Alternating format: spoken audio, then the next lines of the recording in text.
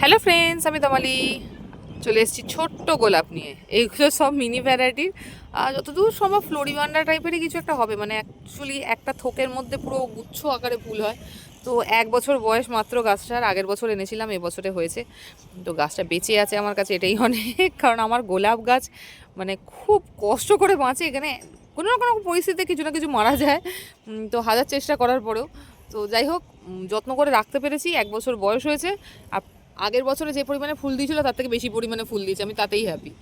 তো দেখুন কত সুন্দর হয়েছে। ছোট্ট একটা ভিডিও দিলাম, কি আর অলরেডি গোলাপ গাছের কী কী করেছি সেটা বলা আছে। আর একে এখানেই রেখেছিলাম পুরো 1 বছর ধরে, এখানেই আছে। মাটি চেঞ্জ করিনি, যে মাটিতে ছিল সেই মাটিতেই আছে। আমি আর নতুন করে সিন্ডারে বসাইনি, আর সিন্ডারে করা গাছ করা একটুখানি বন্ধই রেখেছি।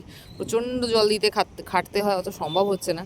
তো ফুটেছে, খুব সুন্দর ফুটেছে। দেখুন, আপনারাই দেখে বলুন কীরকম হয়েছে। ভালো লাগলে অবশ্যই লাইক করবেন, কিছু জানার ইচ্ছে থাকলে যে কমেন্ট বক্সে জানান। আমি তাহলে আবার দেখাবো অন্য কোনো গাছের ভিডিও নিয়ে।